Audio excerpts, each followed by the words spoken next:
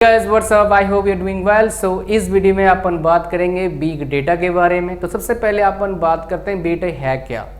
Big data एक क्या है, डेटा ही है बेसिकली। उसमें क्या होता है, लार्जर वॉल्यूम्स होते हैं, उसमें बहुत तरह का वैरायटी होता है, बहुत जल्दी डेटा आता है। वो सारे का चीज़ों का हमें समझना, उसका एक चैनल बनाना, उसको स्टोर करना, उसका एनालिसिस करना, इनसाइट्स निकालना ताकि कंपनी वाले उसको यूज़ कर पाएँ, डेटा साइंस वाले उसको यूज़ कर पाएँ, और भी जो डिपार्टमेंट्स हैं उसको यूज़ कर पाएँ for good efficiency, for the good of the company. इसीलिए इसी चीज़ को क्या बोलते हैं, बेसिकली बिग डेटा बोलते हैं। बिग डेटा मतलब क्या होता है, बहुत ज़्यादा डेटा आता है, उसका यूज़ करते हैं हम कंपनी के बेटर ग्रोथ के लिए बोल सकते हो। That is what big data. इसको हम समझेंगे और एक कंसेप्ट के साथ, दैट इज़ 5 V's। एक कहीं 3 V's भी है, कहीं 4 V's भी है, और कहीं 5 V's भी है। तो आपको घबराने की ज़रूरत नहीं है, मैं आपको बता दूंगा वो क्या V's है, V's का मतलब क्या, आपको समझ में आ जाएगा। इस वीडियो में खाली हम V's के बारे में नहीं समझेंगे, हम समझेंगे सैलरी कितना है, हम देखेंगे भाई क्या स्किल्स चाहिए होते हैं, हम देखेंगे क्या रोल्स एंड रिस्पॉन्सिबिलिटीज़ चाहिए होता है। सब कुछ हम इसी वीडियो में जानेंगे बिग डेटा के बारे में, ताकि आपको जो भी इंफॉर्मेशन चाहिए होता है as a beginner plus futures को आपको बता दूंगा, वो आपको पता लग जाएगा। तो सबसे पहले बात करते हैं फ्यूचर स्कोप की, किसका फ्यूचर स्कोप क्या है। फ्यूचर स्कोप की हम बात करेंगे, बिकॉज सारे स्टूडेंट्स आजकल क्या चाहते हैं, स्टेबल जॉब चाहते हैं। इसीलिए चाहे आप कितना सैलरी वाले बंदे हो, लोग बोलते हैं या उनके पेरेंट्स बोलते हैं सरकारी नौकरी क्यों नहीं कर रहा है, बिकॉज सही में सरकारी नौकरी का एक डेफिनेटली बहुत ज़्यादा बेनिफिट है, स्टेबिलिटी। बट यहाँ पर कुछ और पॉइंट लोग ऐड करते हैं, करप्शन भाई वो मत करना, पकड़ी जाओगे आज नहीं तो कल, बिकॉज ऑफ टेक्नोलॉजी।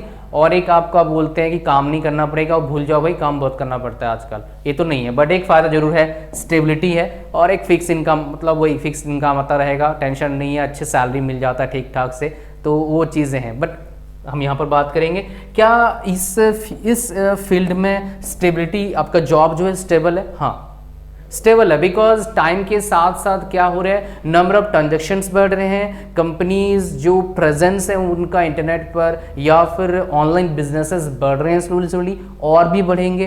पेनिट्रेशन पूरा ओवरऑल जो पूरे वर्ल्ड में आपका ये बढ़ने वाला है। सो दैट इज़ वाई क्या होने वाला है, बिकॉज ऑफ दैट आप समझ सकते हैं कि जो बिग डेटा या फिर डेटा से रिलेटेड जितने जॉब्स हैं, या फिर कंप्यूटर से रिलेटेड जितने जॉब्स हैं, आईटी जॉब्स, इनके ग्रोथ होना डेफिनेटली है। आप बोलेंगे फिर इतना अगर स्टेबल है तो नौकरियां जा क्यों रहे हैं, उसके पीछे काफ़ी रीजंस हैं। एक है अभी ऐसा नहीं उनके पास पैसे नहीं, कंपनी वाले तो बहुत पैसा है, बट अभी वो क्या कर रहे हैं, थोड़े से प्रिकॉशन ले रहे हैं ताकि उनको फ्यूचर में प्रॉब्लम ना हो। एक है। दूसरा क्या है, उन्होंने कोरोना के टाइम बहुत हायरिंग कर लिया, ओवर हायरिंग के वजह से उनको प्रॉब्लम आया, एंड बिकॉज ऑफ दैट उनको क्या करना पड़ा, उनको अब ले ऑफ करना पड़ रहा है। राइट, आप सब समझ गए इसका क्या चीज़ है। तो फ्यूचर स्कोप की बात करेंगे, अगर आप मुझे पूछोगे मार्क्स देने के लिए आउट ऑफ 10, तो मैं आपको बताऊंगा 8.5 आउट ऑफ 10 इस फील्ड का अगर मैं बताऊंगा। और अभी जो हायरिंग हो रहे हैं data engineer, big data engineer, काफ़ी ज़्यादा ह्यूज है, और ये बिग डेटा काफ़ी ज़्यादा इम्पॉर्टेंट है डेटा साइंस वालों के लिए, डेटा साइंटिस्ट के लिए भी, और डेटा इंजीनियर के लिए भी। समझ पा रहे हो। अच्छा, अब गाइस चलते हैं हम, बहुत इंपॉर्टेंट है, वो क्या है 5 V's की ओर। 5 V's काफ़ी इंपॉर्टेंट चीज़ है आपके लिए अगर आप डेटा से रिलेटेड काम करने जाते हो आगे, बिकॉज ये काफ़ी इंपॉर्टेंट फंडामेंटल है, समझ सकते हो। राइट, अच्छा अब बात करते हैं वॉल्यूम। यहाँ पर पहला भी वॉल्यूम, वॉल्यूम मतलब कितने ज़्यादा क्वांटिटी में डेटा आपके पास आ रहा है। वेलोसिटी, कितने जल्दी आ रहा है, कितने आज आ गया इतना, आज इतना डेटा, कल इतना डेटा, कितना जल्दी आपके पास डेटा आ रहा है, कितने स्पीड से आ रहा है। वैरायटी मतलब कितने तरह का डेटा आ रहा है, स्ट्रक्चर्ड है, अनस्ट्रक्चर्ड है, सेमी स्ट्रक्चर्ड है, किस तरह का डेटा आ रहा है आपका। नेक्स्ट वेरासिटी मतलब डेटा कितना क्वालिटी है और उसमें कितना ऑथेंटिसिटी है, ये वेरासिटी में आता है। नेक्स्ट वैल्यू, ये जो डेटा आपके पास आ रहा है वो कितना वैल्यूएबल है कंपनी के पॉइंट ऑफ व्यू से, बिकॉज आफ्टर ऑल आप वहाँ पर हो, तो जो डेटा आप वहाँ से एक्सट्रैक्ट करेंगे, जो इनसाइट्स निकालेंगे, उसका यूज़ होना चाहिए। विदाउट एप्लीकेशन उस काम का क्या करेगा कंपनी, फिर तो बंद ही हो जाएगा डिपार्टमेंट ना। तो कितना वैल्यू है वो डेटा का, वो देखना बहुत ज़रूरी है। नेक्स्ट हम बात करते हैं, ये काफ़ी इंपॉर्टेंट स्लाइड है इस सेशन का, इस क्लास का। तो स्किल्स की बात करते हैं।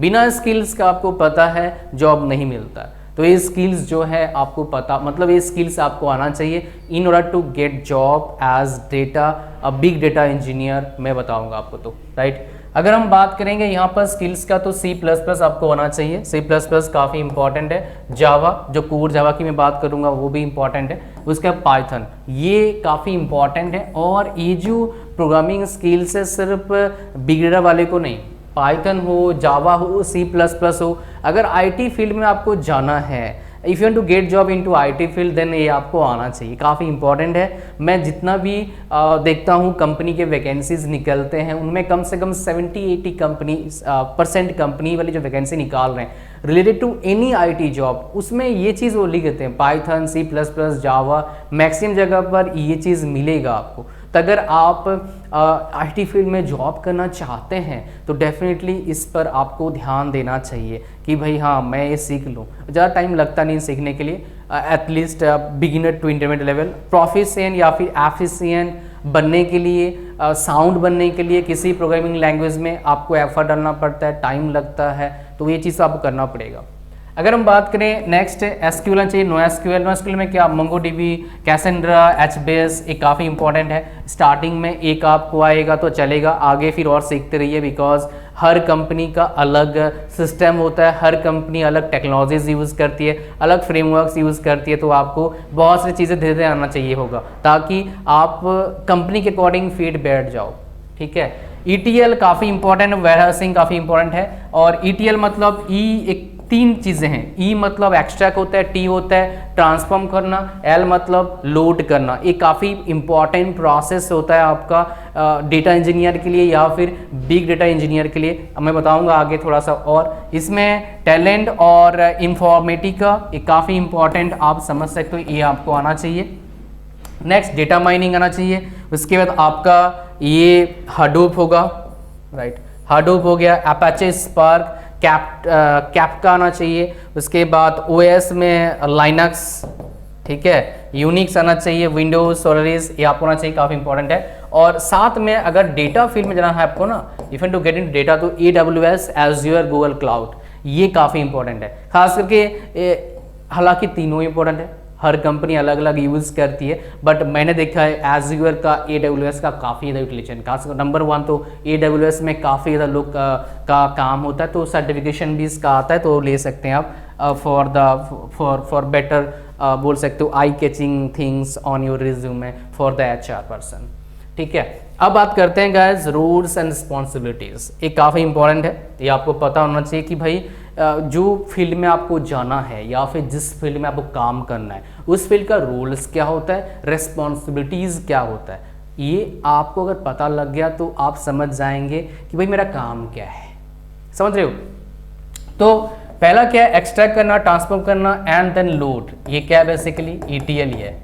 डेटा करना है for strategic goal of the organisation, import करना है, और ये और भी कुछ नाम होता है, इंजेस्टिंग बोल सकते हैं, storing, processing, analysing large data, create system, web based बोल सकते हो, for tracking data, to track data, ये हो गया आपका ये है आपका रोल्स।